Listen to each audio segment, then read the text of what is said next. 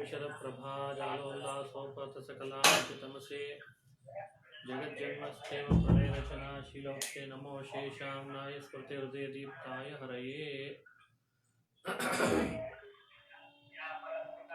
सेवन्ते यत्पदं धीराः तं भजे वल्लभं श्रियः। ನಿನ್ನೆ ಎಲ್ಲಿ ತನಕ ಆಗಿತ್ತು ಅಂದರೆ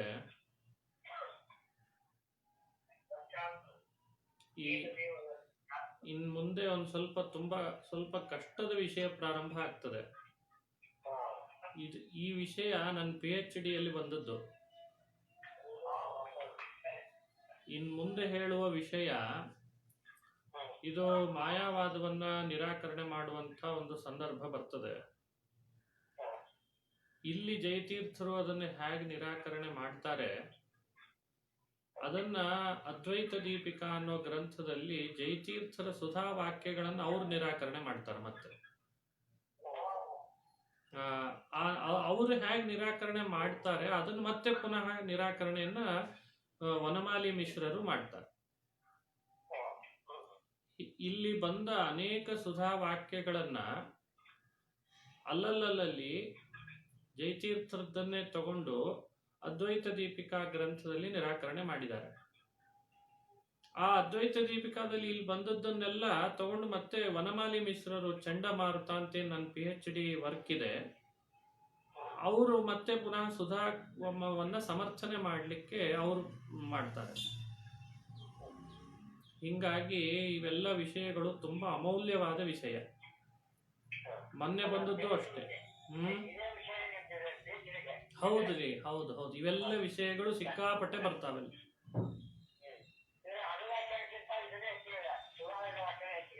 ಹೌದು, ಯಾವಾಗಲೂ ಅಷ್ಟೇ.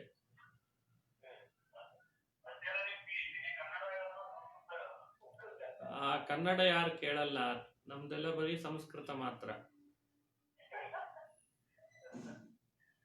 ನೋಡ್ರಿ, ಈಗ ಸತ್ಸಿದ್ಧಾಂತ ಮಹಾಪಯನ್ ಸಚ್ಚಾಸ್ತ್ರಾಣ್ಯೇವ ಸರ್ವದಾ ಶೃಣುಯಾತ್ ಇತ್ಯುಕ್ತಂ ಅಲ್ವಾ? ಅದೆಲ್ಲ ಮುಗೀತಲ್ಲ. ಈಗ ಸಚ್ಸಿದ್ಧಾಂತವನ್ನ ಬಿಡದಂತೇನೆ ಶ್ರವಣ ಮನನಾದಿಗಳನ್ನ ಮಾಡಲೇಬೇಕು ಯಾವಾಗಲೂ ಕೂಡ ಅಂತ ವಿವರಣೆ ಕೊಟ್ಟದ್ದಾಯ್ತು. ಇದಾದ್ಮೇಲೆ ನಿನ್ನೆ ಎಲ್ಲಿಗೆ ಬಂದಿತ್ತು ಅಂದ್ರೆ, ಹಾಗಾದ್ರೆ ನಿಧಿಧ್ಯಾಸನ ಅಂತ ಅನ್ನೋದು ಯಾಕೆ ಬೇಕು ಅಂತ ಶುರು ಆಗಿತ್ತು. ಈಗ ಸಚ್ಚಾಸ್ತ್ರಂ ಅಭ್ಯಸೇತ್ ಇತಿ ಶ್ರವಣ ಮನನಯೋಹೋ ಕರ್ತವ್ಯತ್ವ ಮುಕ್ತ. ಸಚ್ಚಾಸ್ತ್ರವನ್ನ ಅಭ್ಯಾಸ ಮಾಡ್ರಿ, ದುಶ್ಯಾಸ್ತ್ರವನ್ನ ಪರಿತ್ಯಜಿಸ್ರಿ ಅಂತಿದ್ರೋ ಇಲ್ಲ? ಸಚ್ಚಾಸ್ತ್ರವನ್ನ ಅಭ್ಯಾಸ ಮಾಡ್ರಿ, ದುಶ್ಯಾಸ್ತ್ರವನ್ನ ಪರಿತ್ಯಜಿಸ್ರಿ ಅಂತ ಶ್ರವಣ ಮನನಾದಿಗಳನ್ನು ಮಾಡ್ಲಿಕ್ಕೆ ಹೇಳಿದ್ರಿ ನೀವು. ಆದ್ರೆ ಅದು ತಪ್ಪು. ನಿಧಿಧ್ಯಾಸನದಿಂದ ಬ್ರಹ್ಮ ಸಾಕ್ಷಾತ್ಕಾರ ಆಗ್ತಿತ್ತಲ್ಲ. ನಿಧಿಧ್ಯಾಸನದಿಂದ ಆಗುವ ಬ್ರಹ್ಮ ಸಾಕ್ಷಾತ್ಕಾರಕ್ಕೆ ಸಚ್ಚಾಸ್ತ್ರ ಶ್ರವಣಾದಿಗಳನ್ನು ಮಾಡ್ರಿ ಅಂತ ಯಾಕೆ ಹೇಳ್ತೀರಿ? ಅನ್ಯಥಾ ತದ್ವೈಯರ್ಥ್ಯಾತ್. ಒಂದು ವೇಳೆ ಶ್ರವಣ ಮನನದಿಂದಲೇ ಬ್ರಹ್ಮ ಸಾಕ್ಷಾತ್ಕಾರ ಆಗೋದು ಅಂತಾದ್ರೆ ನಿಧಿಧ್ಯಾಸನ ಅನ್ನೋದು ಬೇಡ, ವ್ಯರ್ಥ ಆಗ್ಬೇಕಾಗ್ತದೆ. ಇಷ್ಟು ಆಕ್ಷೇಪಕ್ಕೆ ಉತ್ತರ ಕೊಡ್ಲಿಕ್ಕೆ ಅಸಂಶಯೇನ ತತ್ವಸ್ಯ ನಿರ್ಣಯೇ ಬ್ರಹ್ಮದರ್ಶನಂ.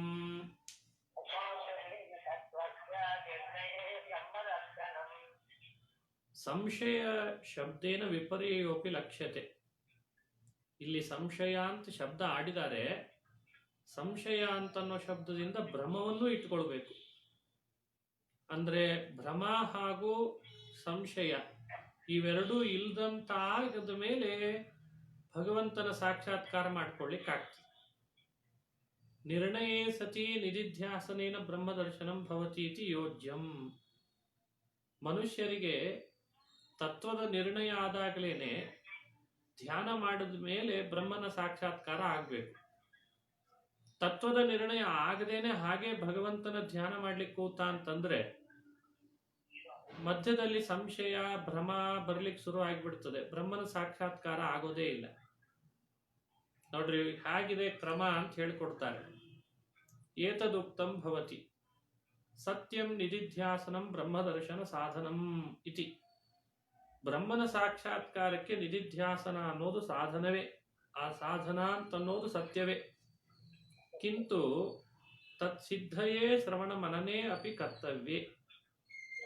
ಆದ್ರೆ ಆ ನಿಧಿಧ್ಯಾಸನ ಅಂದ್ರೆ ಧ್ಯಾನ ಅಂತ ಅರ್ಥ. ಭಗವಂತನ ಧ್ಯಾನ, ಭಗವಂತನ ವಿಶೇಷ ಧ್ಯಾನ ಸಿದ್ಧಿ ಆಗಬೇಕಾದ್ರೆ ಮೊದಲು ನಮ್ಮಿಂದ ಏನ್ ನಡೆದಿರಬೇಕು?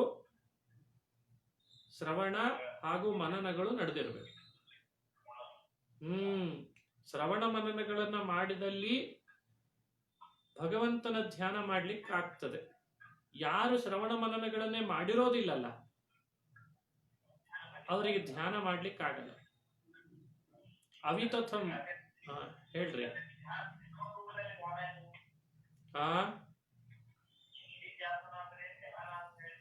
ಹೌದು, ಯಾವ ಅದು ನಮ್ ಬಿಂಬ ರೂಪದ ಧ್ಯಾನ. ಬಿಂಬ ರೂಪದ ಧ್ಯಾನದಿಂದ ಬಿಂಬ ಸಾಕ್ಷಾತ್ಕಾರ ಆಗ್ತದೆ. ಆ ಬಿಂಬ ರೂಪದ ಧ್ಯಾನದ ಹಿಂದೆ ನಮ್ಮಿಂದ ಮೊದಲು ಶ್ರವಣ ಮನನಗಳು ನಡೆದಿರ್ಬೇಕು ಅಲ್ವಾ?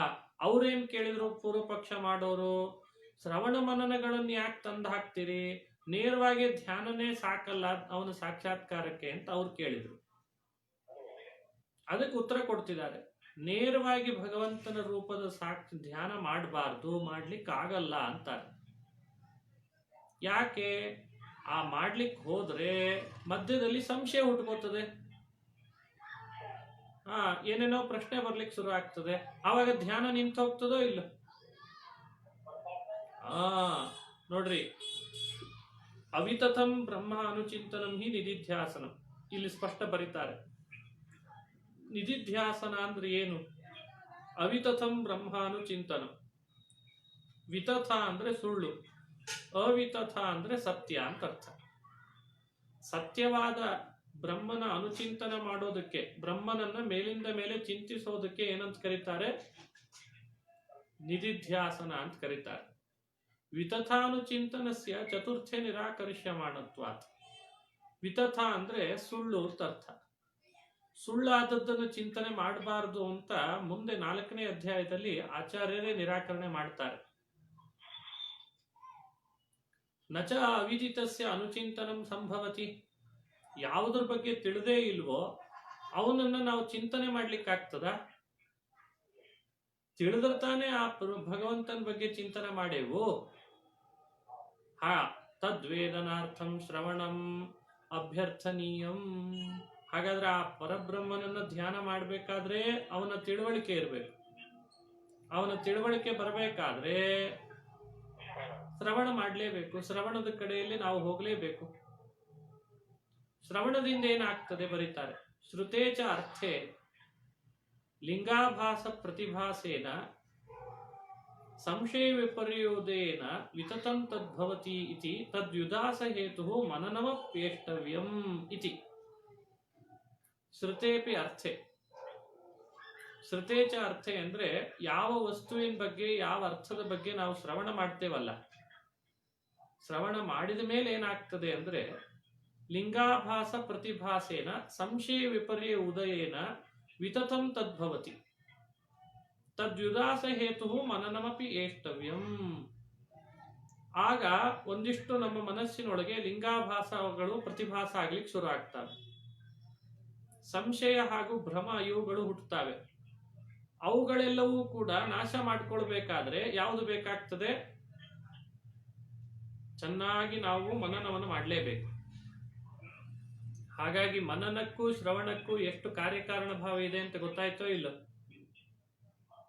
ಹೀಗಾಗಿ ಶ್ರವಣನೂ ಬೇಕು, ಮನನೂ ಬೇಕು. ಆಮೇಲೆ ಯಾವ್ದಾಗುವುದು? ಆಮೇಲೆ ನಿಧಿಧ್ಯಾಸ. ಮೊದಲೇ ನಾನು ನಿಧಿಧ್ಯಾಸನ ಮಾಡಿಬಿಡ್ತೀನಿ, ಭಗವಂತನ ನಿರಂತರ ಚಿಂತನ ಅಂದ್ರೆ ಅವನ ಕೈಯಲ್ಲಿ ಮಾಡ್ಲಿಕ್ಕೆ ಅವಕಾಶ ಆಗಲ್ಲ.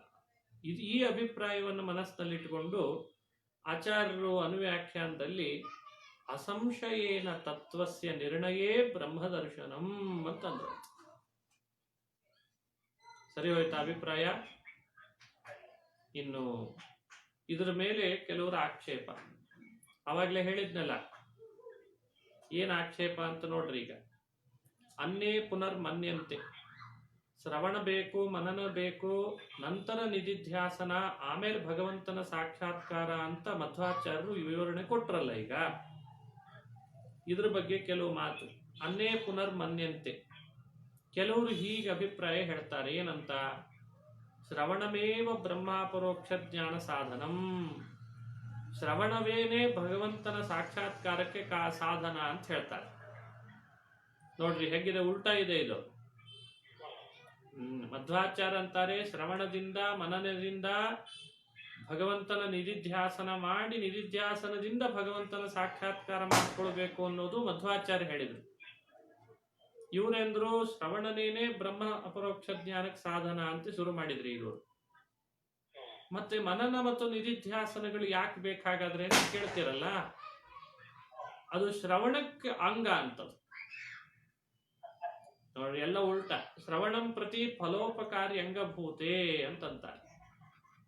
ಅಂದ್ರೆ ಶ್ರವಣದಿಂದ ಬ್ರಹ್ಮ ಸಾಕ್ಷಾತ್ಕಾರ ಅನ್ನುವ ಫಲ ಸಿಗಬೇಕಾದ್ರೆ ಅಂಗಗಳಾಗಿ ಮನನ ನಿಧಿಧ್ಯಾಸನಗಳು ಕೆಲಸ ಮಾಡ್ತಾವೆ ಅಂತಂತಾರೆ.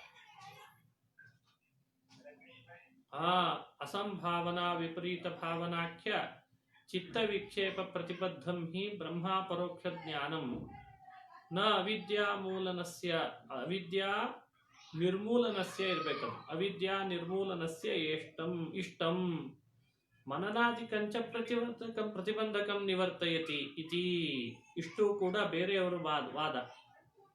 ಅಂದ್ರೆ ಮನನ ನಿಧಿಧ್ಯಾಸನಗಳು ಶ್ರವಣಕ್ಕೋಸ್ಕರವಾಗಿ ಫಲೋಪಕಾರಿ ಅಂಗ ಆಗಿರ್ತಾವೆ. ಏನಾಗ್ತದೆ ಅಂದ್ರೆ ಅವ್ರು ಹೇಳೋದು ಅಸಂಭಾವನಾ ಮತ್ತು ವಿಪರೀತ ಭಾವನಾ ಅಂತ ಎರಡು ರೀತಿ ಚಿತ್ತ ವಿಕ್ಷೇಪ ಇದೆ, ಪ್ರತಿಬಂಧಕವಾದದ್ದು ಬ್ರಹ್ಮ ಸಾಕ್ಷಾತ್ಕಾರಕ್ಕೆ.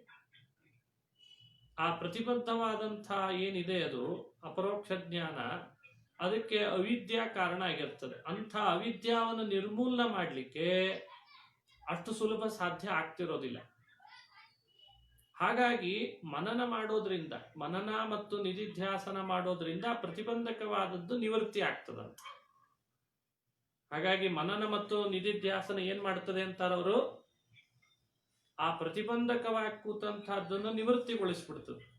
ಆಮೇಲೆ ಬ್ರಹ್ಮನ ಸಾಕ್ಷಾತ್ಕಾರ ಆಗ್ತದೆ ಅಂತ ಅವರ ಅಭಿಪ್ರಾಯ ಇಟ್ಕೊಂಡ್ರು. ತದಸತ್.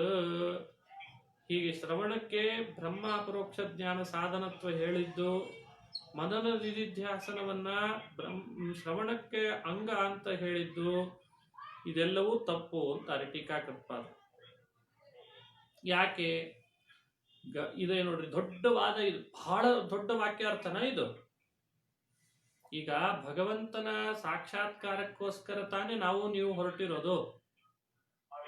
ಅದಕ್ಕೆ ಇವ್ರೇನ್ ಮಾಡಿದ್ರು ಅಂದ್ರೆ, ಶಬ್ದಗಳನ್ನ ಶ್ರವಣ ಮಾಡ್ತಾ ಇದ್ರನೆ ಏನಾಗ್ಬಿಡ್ತದೆ ಅಂತ ಹೇಳ್ಬಿಟ್ರು, ಸಾಕ್ಷಾತ್ಕಾರ ಆಗ್ತದೆ ಅಂತ ಹೇಳ್ಬಿಟ್ರು. ಈಗ ಅದಕ್ಕೆ ಟೀಕಾಕೃತ್ಪಾದರು ಕೇಳ್ತಾರೆ, ಅಲ್ಲ, ಭಗವಂತನ ಸಾಕ್ಷಾತ್ಕಾರ ಆಗಬೇಕಾದ್ರೆ ಇಂದ್ರಿಯಗಳು ಬೇಕಾಗ್ತವೆ ಅಲ್ವಾ? ಯಾವಾಗಲೂ ಪ್ರತ್ಯಕ್ಷ ಜ್ಞಾನ ಬರೋದು ಯಾವುದರಿಂದ? ಇಂದ್ರಿಯದಿಂದ, ಶಬ್ದದಿಂದ ಅಲ್ಲಲ್ಲ. ಶ್ರವಣ ಅನ್ನೋದು ಶಬ್ದದಿಂದ ನಡೆಯುತ್ತಾನೆ ವ್ಯಾಪಾರ. ಅದನ್ನು ಹಿಡ್ಕೊಂಡ್ಬಿಟ್ರ. ಶಬ್ದಸ್ಯ ಸಾಕ್ಷಾತ್ಕಾರ ಕಾರಣತಾಯ ಕ್ವಾಪಿ ಅದರ್ಶನಾತ್ ಅಂತದ್ದು. ಶಬ್ದ ಎಲ್ಲೂ ಕೂಡ ನಿಮಗೆ ಸಾಕ್ಷಾತ್ಕಾರಕ್ಕೆ ಕಾರಣವಾದದ್ದು ಕಂಡೇ ಇಲ್ಲ. ಈಗ ನಿಮ್ ಜೊತೆಯಲ್ಲಿ ನಾನು ಮಾತಾಡ್ತಿರ್ತೀನಿ, ಮಾತಾಡುವಾಗ ನನ್ನ ಮಾತು ನಿಮ್ ಕಿವಿ ಕೇಳಿಸ್ತಿರ್ತದೆ ಹೊರತು ಆ ಮಾತಿನಲ್ಲಿ ಅಡಕವಾದ ಯಾವ ವಿಷಯವೂ ನಿಮ್ಮ ಕಣ್ಣಿಗೆ ಕಾಣಿಸ್ತದ? ಅಂದ್ರೆ ಶಬ್ದ ವಸ್ತುವಿನ ಸಾಕ್ಷಾತ್ಕಾರಕ್ಕೆ ಎಲ್ಲೂ ಕಾರಣವಾಗಿ ಕಂಡೇ ಇಲ್ಲ ಅಂತ ಅರ್ಜೈತೀರ್ಥರು. ಶಬ್ದಕ್ಕೆ ಅಪರೋಕ್ಷ ಜ್ಞಾನ ಕಾರಣತ್ವ ಇಲ್ಲೇ ಇಲ್ಲ. ಆದ್ರೆ ಮಾಯಾವಾದದಲ್ಲಿ ಮಾತ್ರ ಅವ್ರು ಹಠಕ್ ಬೀಳ್ತಾರೆ, ಶಬ್ದದಿಂದಲೇ ಅಪರೋಕ್ಷ ಆಗ್ತದೆ ಅಂತ. ಏನ್ ಡಿಫರೆನ್ಸ್ ಗೊತ್ತಾಗ್ತಾ ಇದನ್ನ ಹೇಳುವಾಗ? ಶಬ್ದದಿಂದಲೂ ವಸ್ತುವಿನ ಸಾಕ್ಷಾತ್ಕಾರ ಆಗ್ತದೆ ಅನ್ನೋದು ಮಾಯಾವಾದ. ಶಬ್ದ ಎಂದು ಸಾಕ್ಷಾತ್ಕಾರಕ್ಕೆ ಕಾರಣ ಆಗ್ತದೆ ಅಂತ ಅನ್ನಬಾರದು ಅನ್ನೋದು ಮಧ್ವಾಚಾರ್ಯವಾದ. ಶಬ್ದಕ್ಕೆ ಸಾಕ್ಷಾತ್ಕಾರ ಕಾರಣತ್ವ ಇಲ್ಲ, ಅದು ಮಧ್ವಾಚಾರ್ಯ ಹೇಳೋದು. ಇಲ್ಲ ಇಲ್ಲ, ಶಬ್ದದಿಂದಲೇ ಅಪರೋಕ್ಷ ಜ್ಞಾನ ಆಗ್ತದೆ ಅನ್ನೋದು ಯಾರು ಹೇಳೋದು? ಇದು ಡಿಫರೆನ್ಸ್ ಆಫ್ ಒಪಿನಿಯನ್ ಇದ್ದದ್ದಕ್ಕೆ ಇದ್ರ ಬಗ್ಗೆ ತುಂಬಾ ಚರ್ಚೆ ಮಾಡ್ತಾರೆ ಈಗ. ಅದಕ್ಕೆ ಈ ವಿಷಯ ತುಂಬಾ ಕಷ್ಟದ ವಿಷಯ. ಇದನ್ನ ಮುಂದೆ ಎಲ್ಲ ಚರ್ಚೆ ಮಾಡ್ತಾನೆ ಇರ್ತಾರೆ, ಈಗಲೂ ಮಾಡ್ತಾ ಇದ್ದಾರೆ ಇದ್ರ ಬಗ್ಗೆ.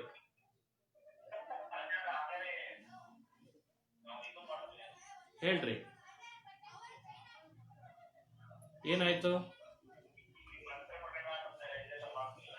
ಹಾ, ಕರೆಕ್ಟ್ ಕರೆಕ್ಟ್ ಕರೆಕ್ಟ್, ಹೌದು. ಅಂದ್ರೆ ಅದಕ್ಕೆ ಹೇಳಿದ್ದು, ಮಂತ್ರ ಪಠಣ, ಪ್ರವಚನಗಳ ಶ್ರವಣ, ಪಾಠ ಶ್ರವಣದಿಂದ ಭಗವಂತನ ಸಾಕ್ಷಾತ್ಕಾರ ಆಗ್ತದೆ ಅಂತ ನಾವು ಹೇಳ್ತೇವಲ್ಲ ಅನ್ನೋದೇ ತಾನೇ ನಿಮ್ ಪ್ರಶ್ನೆ. ಆ ಪ್ರಶ್ನೆಗೆ ಇಷ್ಟೇ ಉತ್ತರ.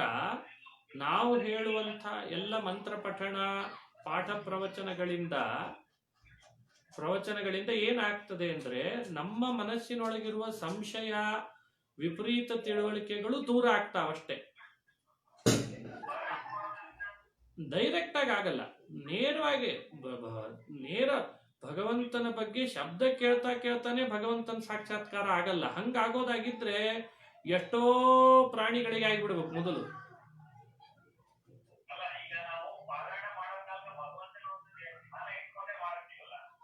ಯಾವುದನ್ನು ಧ್ಯಾನ ಮಾಡ್ತಿರ್ತಿರಲ್ಲ ಅದೇ ಭಗವಂತ ಅಲ್ಲ. ಅದು ನೀವು ನಿಮ್ಮ ವಾಸನಾದಿಂದ ಕಲ್ಪನೆ ಮಾಡಿಕೊಂಡ ಪ್ರತೀಕ ಅಲ್ವಾ. ಈಗ ನಾವು ಧ್ಯಾನ ಮಾಡಿ ಭಗವಂತನ ಮಂತ್ರವನ್ನು ಹೇಳಲಿಕ್ಕೆ ಶುರು ಮಾಡಿದ್ರೆ ಧ್ಯಾನದಲ್ಲಿ ಕಂಡು ಬರುವಂತಹ ಏನು ಪ್ರತೀಕ ಇದೆ ಅದು ವಾಸನ, ಅಂದ್ರೆ ಇಮ್ಯಾಜಿನ್ ಅಂತ ಅರ್ಥ. ಹೀಗಿದ್ದಾನೆ ಅಂತ ಒಂದು ಆದ್ರೆ ಅದೇ, ಯಾಕಂದ್ರೆ ನಮ್ಮ ಸ್ಥೂಲ ಮನಸ್ಸಿಗೆ, ಸ್ಥೂಲ ಕಣ್ಣಿಗೆ ಆ ಅಪ್ರಾಕೃತನಾದ ಪರಮಾತ್ಮ ಪ್ರಾಕೃತ ಕಣ್ಣಿಗೆ ಅಷ್ಟು ಸುಲಭವಾಗಿ ಕಾಣಲ್ಲ.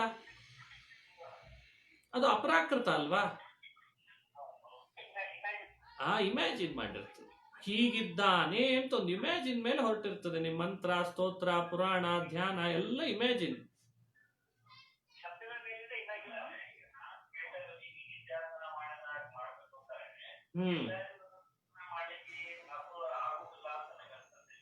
ಎಲ್ಲರೂ ನಿಧಿಧ್ಯಾಸನ ಮಾಡಬೇಕಾದ್ರೆ ಮೊದಲು ಸಚ್ಚಾಸ್ತ್ರಗಳ ಶ್ರವಣ ಆಗಿರ್ಲೇಬೇಕು. ಹೌದು. ಸಚ್ಚಾಸ್ತ್ರ ಶ್ರವಣದ ಮೂಲಕವಾಗಿಯೇ ನಿಧಿಧ್ಯಾಸನಕ್ಕೆ ಇಳಿಬೇಕು. ಈಗ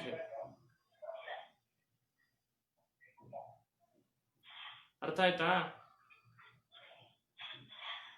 ಹಾಗಾಗಿ ಸಚ್ಚಾಸ್ತ್ರ ಶ್ರವಣ ಮಾಡದೆ ನಿಧಿಧ್ಯಾಸನ ಮಾಡ್ತೀನಿ ಅಂತ ಅನ್ನೋ ಹಾಗಿಲ್ಲ. ಇಲ್ಲಿ ಪ್ರಕೃತದಲ್ಲಿ ಏನ್ ಪ್ರಶ್ನೆ ಬಂತೀಗ? ಟೀಕಾಕೃತ್ಪಾದರು ಕೇಳಿದ್ರು, ಅಲ್ಲ ಬ್ರಹ್ಮ ಸಾಕ್ಷಾತ್ಕಾರಕ್ಕೆ ಸಾಕ್ಷಾತ್ತಾಗೇನೆ ಯಾವಾಗ್ಲೂ ನೀವು ಶಬ್ದವನ್ನ ಸಾಧನ ಅಂತ ಒಪ್ಕೊಳ್ಳೋದಾದ್ರೆ ಒಂದು ಗಮನಿಸ್ರಿ, ಶಬ್ದ ಯಾವ ಕಾರಣಕ್ಕೂ ಸಾಕ್ಷಾತ್ಕಾರಕ್ಕೆ ಸಾಧನವಾದದ್ದು ಕಂಡಿಲ್ಲ ಅಂತಂದ್ರು. ಶಬ್ದಸ್ಯ ಸಾಕ್ಷಾತ್ಕಾರ ಕಾರಣತಾಯ ಕ್ವಾಪ್ಯ ದರ್ಶನಾತ್, ಸಾಕ್ಷಾತ್ಕಾರ ಕಾರಣವಾಗಿ ಶಬ್ದ ಕಂಡಿಲ್ಲ.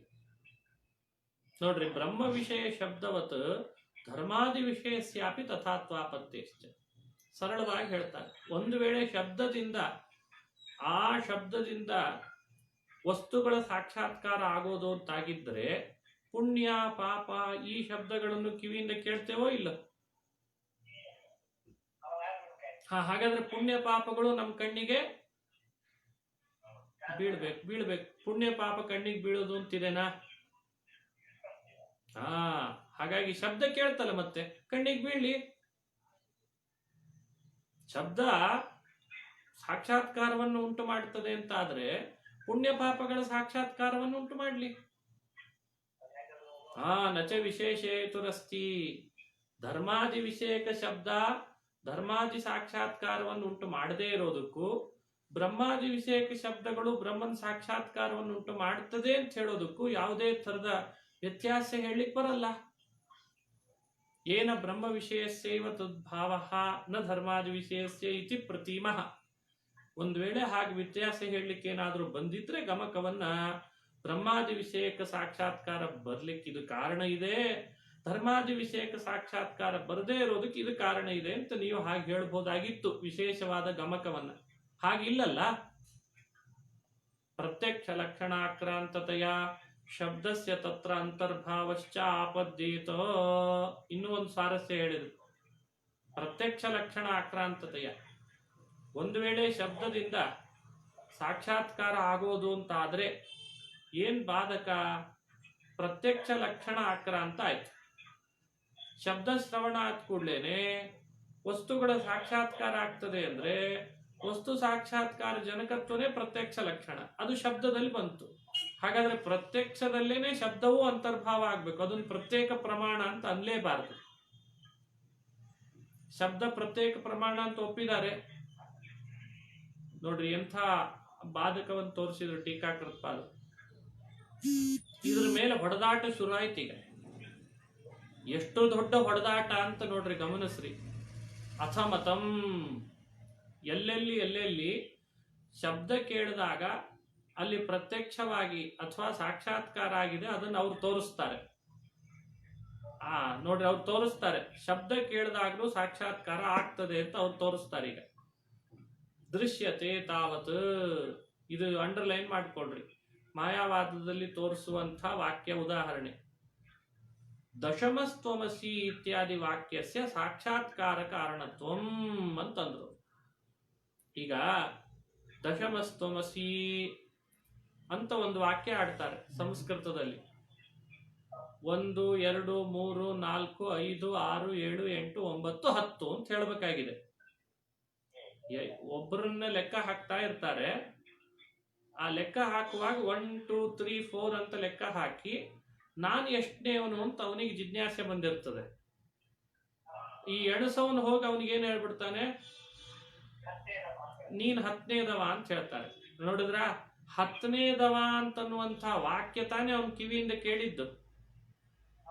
ತಕ್ಷಣ ಅವನಿಗೆ ನಾನು 10ದವ ಅಂತನ್ನೋ ಸಾಕ್ಷಾತ್ಕಾರ ಆಯ್ತೋ ಇಲ್ಲ? ನೋಡಿದ್ರ, ಹಾಗಾದ್ರೆ ಇಲ್ಲಿ ಶಬ್ದದಿಂದ ತಾನೇ 10ನೇದವ ಅಂತನ್ನೋ ಸಾಕ್ಷಾತ್ಕಾರ ಆಗಿದ್ದ ಅವನಿಗೆ.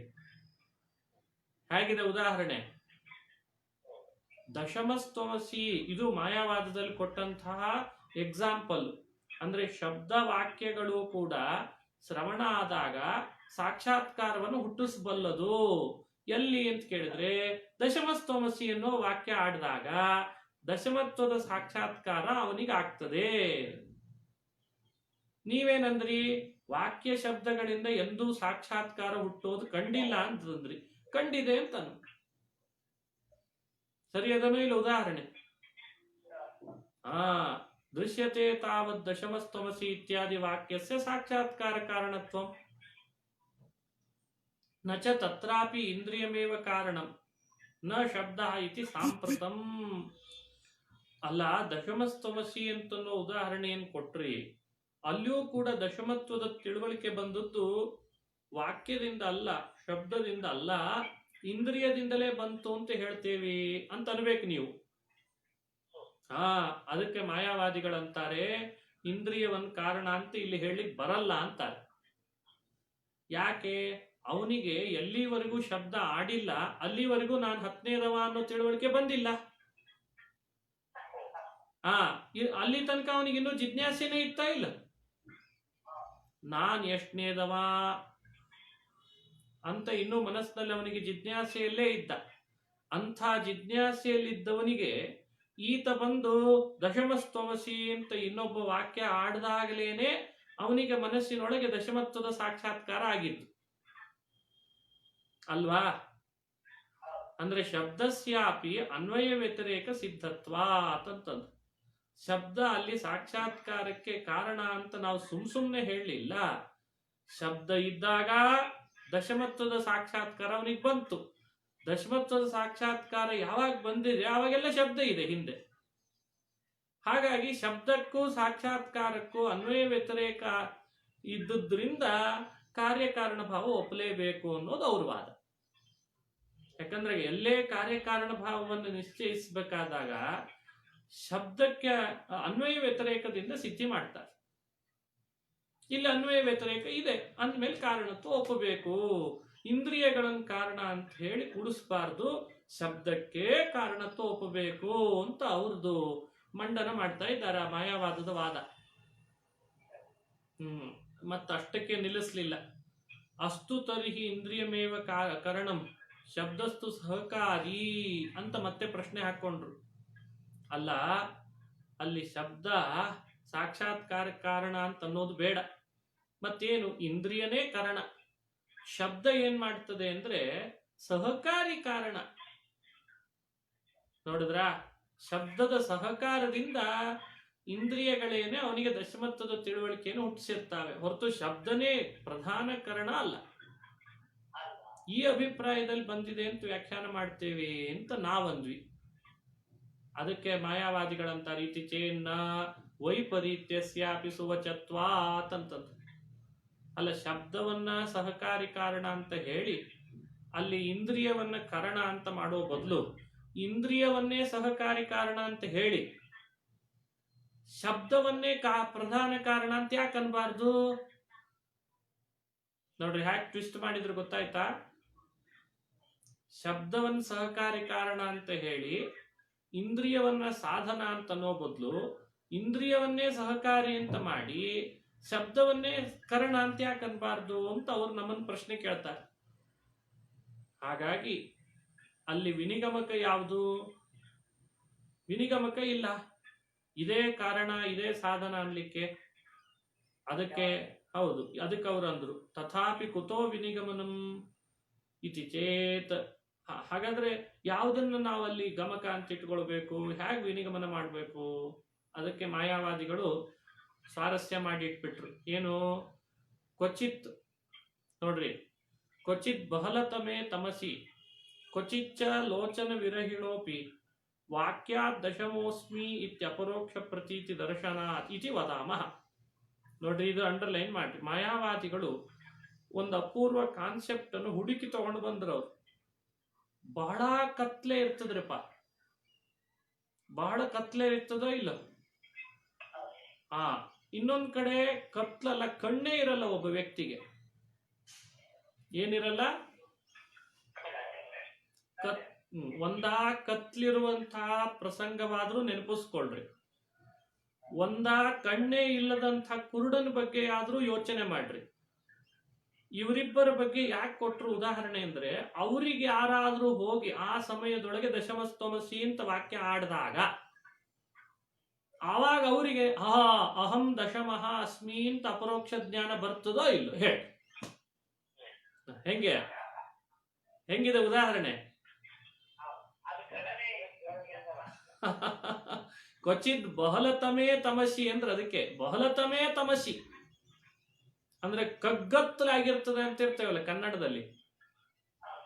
ಕಗ್ಗತ್ಲಪ್ಪ, ಕಗ್ಗತ್ಲು. ಅಂಥ ಸಮಯದೊಳಗೆ ಏನೇನೇನೇನೂ ಕಾಣಿಸ್ತಿರೋದಿಲ್ಲ ಕಣ್ಣಿಗೆ. ಯಾವನೋ ಒಬ್ಬ ದೂರದಿಂದ ಹತ್ತನೇವನು ನೀನು ಅಂತ ಕೂಗಿದ ಅಂದ್ರೆ ಅವನ ಮನಸ್ಸೊಳಗೆ ತಕ್ಷಣಕ್ಕೆ ಅವನ ಬಗ್ಗೆ ಅವನಿಗೆ ಸಾಕ್ಷಾತ್ಕಾರ ಆಗ್ತದೋ ಇಲ್ಲ? ಅದೂ ಬೇಡ ಅಂದ್ರು. ಹೋಗ್ಲಿ, ಲೋಚನ ವಿರಹಿಣ. ಲೋಚನ ಅಂದ್ರೆ ಕಣ್ಣು. ಕಣ್ಣೇ ಇಲ್ಲದ ಕುರುಡನಿಗೂ ಕೂಡ ದಶಮಸ್ತಮಸಿ ಅಂತ ವಾಕ್ಯ ಆಡಿದಾಗ ಅವನಿಗೆ ದಶಮತ್ವದ ಸಾಕ್ಷಾತ್ಕಾರ ಆಗ್ತದೋ ಇಲ್ಲ? ಹಾಗಾದ್ರೆ ಈ ಎರಡು ಉದಾಹರಣೆಗಳಿಂದ ನಮಗೆ ತಿಳಿದು ಬರುವಂತಹ ಸತ್ಯಾಂಶ ಏನು ಅಂತಂದ್ರೆ, ಮಾಯಾವಾದಿಗಳು ನೋಡ್ರಿ ಹೇಗೆ ನಿರೂಪಣೆ ಮಾಡ್ತಿದ್ದಾರೆ.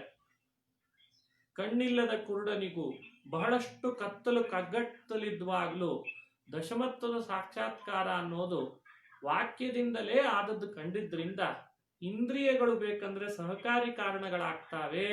ಶಬ್ದ ಏನಿದ್ರು ಕಾರಣನೇ ಆಗಿದೆ. ಹಾಗಾಗಿ ಶಬ್ದದಿಂದಲೇ ಸಾಕ್ಷಾತ್ಕಾರ ಬರ್ತದೆ. ಮಾತಿಂದ್ರಿಯ ಅಲ್ಲ, ಮಾತಿಂದ್ರಿಯ ಅಲ್ಲ. ಅಲ್ಲಲ್ಲ, ಮಾತನ್ನ ಯಾರು ಇಂದ್ರಿಯ ಅಂತಾರೆ? ನೋಡಿ, ಧರ್ಮಾದಿ ವಿಷಯಸ್ಯಾಪಿ ಶಬ್ದಸ್ಯ ಅಪರೋಕ್ಷ ಜ್ಞಾನ ಸಾಧನತ್ವಾಪಾದನಂಚ ಅಸತ್. ಇದ್ರ ಮೇಲೆ ನೀವು ಒಂದು ಪ್ರಶ್ನೆ ಕೇಳಿದ್ರಿ ನಮಗೆ. ಏನ್ ಪ್ರಶ್ನೆ ಮಾಡಿದ್ರಿ ನೀವು? ಹಾಗಾದ್ರೆ ಪುಣ್ಯ ಪಾಪಾದಿ ಶಬ್ದಗಳನ್ನು ಆಡಿದಾಗಲೂ ಕೂಡ ಪುಣ್ಯ ಪಾಪಗಳು ನಮ್ಮ ಅಪರೋಕ್ಷ ಜ್ಞಾನಕ್ಕೆ ಗೋಚರ ಆಗ್ಲಿ ಅಂತ ತಾನೇ ನಿಮ್ಮ ಆಕ್ಷೇಪ. ಆವಾಗಲೇ ಒಂದು ಪ್ರಶ್ನೆ ಕೇಳಿದ ನೆನಪದನೋ ಇಲ್ಲೋದು? ಅದಕ್ಕೆ ಆ ಪ್ರಶ್ನೆಗೂ ಮಾಯಾವಾದಿಗಳು ಉತ್ತರ ಕೊಡ್ತಾರೆ. ವ್ಯತ್ಯಾಸ ವೈಷಮ್ಯಾತ್ ಅಂತಂದ್ರೆ ಏನ್ ವೈಷಮ್ಯಪ ಅಂತಂದ್ರೆ, ಏನ್ ವ್ಯತ್ಯಾಸ ಇದೆ ಅಂತ ನೀವು ಸ್ವಲ್ಪ ಗಮನಿಸ್ರಿ ಅಂದ್ರು. ಏನು? ಪ್ರಕೃತೋ ಹಿ ಶಬ್ದ ಅಪರೋಕ್ಷ ಬ್ರಹ್ಮಾತ್ಮ ವಿಷಯ ನ ತಥಾ ಅನ್ಯ. ಪುಣ್ಯ ಪಾಪ ಶಬ್ದ ಕೇಳಿದಾಗ ಯಾಕೆ ಪುಣ್ಯ ಪಾಪಗಳ ಸಾಕ್ಷಾತ್ಕಾರ ಆಗಲ್ಲ? ಬ್ರಹ್ಮ ಮೊದಲಾದ ಶಬ್ದ ಕೇಳಿದಾಗ, ಬ್ರಹ್ಮ ಆತ್ಮಾದಿ ಶಬ್ದಗಳು ಕೇಳಿದಾಗ ಸಾಕ್ಷಾತ್ಕಾರ ಯಾಕೆ ಆಗ್ತದೆ ಅಂದ್ರೆ ಆ ಶಬ್ದದ್ದೇ ಒಂದು ಮಹಿಮಾ ಇದೆ ಅಂತ. ಏನು? ಪುಣ್ಯ ಪಾಪಾದಿ ಶಬ್ದಗಳಿಗೆ ಧರ್ಮವನ್ನ ಅಪರೋಕ್ಷೀಕರಿಸಿಕೊಡೋ ಶಕ್ತಿ ಇಲ್ಲ. ಆದ್ರೆ ಬ್ರಹ್ಮ ಆತ್ಮಾದಿ ಶಬ್ದಗಳಿಗೆ ಮಾತ್ರ ಹಂಗಿದೆ. ಆ ತರ ಇದೆಪ್ಪ ಅದು. ಪ್ರಕೃತೋ ಹಿ ಶಬ್ದ ಅಪರೋಕ್ಷ ಬ್ರಹ್ಮಾತ್ಮ ವಿಷಯ ನ ತಥಾ ಅನ್ಯ ಅಸ್ತಿ ಚ ಅಪರೋಕ್ಷ ಜ್ಞಾನ ಸಾಧನತ್ವೇ ಪ್ರಮಾಣಂ ನ ಅನ್ಯಸ್ಯ. ಬ್ರಹ್ಮ ಆತ್ಮ ಇವರು ಸಾಕ್ಷಾತ್ಕಾರ ಆಗ್ತಾರೆ ಅಂತಲಿಕ್ಕೆ ಸಾಕಷ್ಟು ಪ್ರಮಾಣ ಇದೆ. ಪುಣ್ಯ ಪಾಪಗಳು ಇವೆಲ್ಲ ಸಾಕ್ಷಾತ್ಕಾರ ಆಗ್ತದೆ ಅಂತಲಿಕ್ಕೆ ನಮಗೆ ಯಾವುದೇ ಪ್ರಮಾಣಗಳು ಇಲ್ಲ. ಹಾಗಾಗಿ ಪ್ರಮಾಣ ಇದ್ದುದ್ರಿಂದ ಬ್ರಹ್ಮ ಆತ್ಮಾದಿ ಶಬ್ದಗಳು ನಮ್ಮ ಕಿವಿಗೆ ಬಿದ್ದಾಗ ಆ ಶ್ರವಣದಿಂದ ಸಾಕ್ಷಾತ್ಕಾರ ಆಗ್ತದೆ ಅಂತ ಅನ್ಲಿಕ್ಕೆ ಬರ್ತದೆ. ಆದ್ರೆ ಪುಣ್ಯ ಪಾಪಗಳ ಶಬ್ದಗಳು ಕೇಳಿದಾಗ ಪುಣ್ಯ ಪಾಪವೇ ನಮ್ಮ ಕಣ್ಣಿಗೆ ಕಾಣ್ಲಿ ಅಂದ್ರೆ ಅವು ಕಣ್ಣಿಗೆ ಕಾಣುವ ವಸ್ತುಗಳೇ ಅಲ್ಲ. ಅವು ಕಣ್ಣಿಗೆ ಕಾಣಿಸ್ತಾವೆ ಅಂತ ಯಾವ ಪ್ರಮಾಣವೂ ಹೇಳೋದೂ ಇಲ್ಲ. ಅರ್ಥ ಆಯ್ತಾ? ನೀವು ನೋಡಿದ್ರೆ ಯಾವುದು ಕಣ್ಣಿಗೆ ಕಾಣ್ಲಿಕ್ಕೆ ಅರ್ಹವೇ ಅಲ್ವೋ ಅವುಗಳನ್ನು ಕಣ್ಣಿಗೆ ಕಾಣ್ಲಿ ಅಂತ ಆಕ್ಷೇಪ ಮಾಡಿಬಿಟ್ರೆ ಹಂಗೆಲ್ಲ ಮಾಡಬಾರ್ದು ಅಂತಂದ್ರು ಮಾಯಾವಾದಿಗಳು. ನ ಅನ್ಯಸ್ಯ ತಥಾಹಿ ಇಷ್ಟೆಲ್ಲ ಸಮರ್ಥನೆ ಮಾಡಿ ಮಾಯಾವಾದಿಗಳು ತಮ್ಮ ಗ್ರಂಥದಲ್ಲಿ, ಅಂದ್ರೆ ಮಧ್ವಾಚಾರ್ಯ ಬರೋಕ್ಕಿಂತಲೂ ಮೊದಲು, ಜಯತೀರ್ಥರಿಗಿಂತಲೂ ಮೊದಲು ಮಾಯಾವಾದಿಗಳು ಎಲ್ಲರಿಗೂ ಪ್ರವಚನ ಹೀಗೆ ಮಾಡ್ತಿದ್ರಂತೆ. ಭಗವಂತನ ಬಗ್ಗೆ ಶ್ರವಣ ಮಾಡ್ತಾನೆ ಅವನ ಸಾಕ್ಷಾತ್ಕಾರ ಆಗಿಬಿಡ್ತದೆ ಅಂತ ಮಾಡ್ತಿದ್ರಂತೆ. ಅದನ್ನ ಅವ್ರ ಕನ್ಕ್ಲೂಷನ್ಗೆ ಬಂದು ಅದಕ್ಕೆ ಯುಕ್ತಿಯನ್ನು ಚಲಾವಣೆ ಮಾಡಿ ಹೇಳ್ತಾರೆ ನೋಡಿ. ಏನ್ ಯುಕ್ತಿ? ತಥಾಹಿ ವಿಮತಂ ಶಬ್ದಜ್ಞಾನಂ ಅಪರೋಕ್ಷಂ ಅಪರೋಕ್ಷ ವಿಷಯತ್ವಾತ್ ಸುಖಾದಿ ಜ್ಞಾನವತ್. ನೋಡ್ರಿ, ಮೊದಲನೇ ಅನುಮಾನ. ಎರಡನೇ ಅನುಮಾನ ಅಪರೋಕ್ಷತ್ವಂ ವೇದಾಂತ ವಾಕ್ಯ ಜನ್ಯ ಜ್ಞಾನ ವೃತ್ತಿ ಅಪರೋಕ್ಷ ಜ್ಞಾನ ನಿಷ್ಠ ಅತ್ಯಂತಾಭಾವ ಅಪ್ರತಿಯೋಗಿತ್ವಾತ್ ಜ್ಞಾನತ್ವವತ್ ಇತಿ. ಈ ಎರಡು ಅನುಮಾನಗಳಿಂದ ಅವರು ಶಬ್ದಾಪರೋಕ್ಷವನ್ನು ಸಮರ್ಥನೆ ಮಾಡ್ತಾರೆ. ಇದು ಎರಡು ಅನುಮಾನದಿಂದ. ಈ ಎರಡು ಅನುಮಾನ ನನ್ನ ಥೀಸಿಸ್ ನಲ್ಲಿ ಬಹಳ ದೊಡ್ಡ ವಿಷಯ ಇದು. ನಾನು ತುಂಬಾ ಇದ್ರ ಬಗ್ಗೆ ಮಾತಾಡ್ಬೇಕಾಗಿತ್ತು. ಆಕ್ಚುಲಿ ಇದು ಸರಳವಾಗಿ ಎಲ್ರಿಗೂ ಅರ್ಥ ಆಗುವಂತಹದ್ದಲ್ಲ, ಆದ್ರೆ ಇದು ಅತ್ಯಂತ ಗಹನವಾಗಿ ವಿಚಾರ ಮಾಡಿದ್ದೇವೆ ನಾವು. ಅದನ್ನ ಶಬ್ದದಿಂದ ಸಾಕ್ಷಾತ್ಕಾರ ಆಗ್ತದೆ ಅಂತ ಅನ್ಬೇಕೋ ಬೇಡವೋ? ಅವರು ಶಬ್ದದಿಂದ ಸಾಕ್ಷಾತ್ಕಾರ ಆಗ್ತದೆ ಅಂತ ಅವರು ವಾದ ಮಾಡ್ತಾರೆ. ಆಗಲ್ಲ ಅಂತ ಅನ್ನೋದು ಆಚಾರವಾದ. ಅದಕ್ಕೆ ವಿಮತಂ ನೋಡ್ರಿ, ಈ ಅನುಮಾನ ಏನ್ ಮಾಡ್ತದೆ?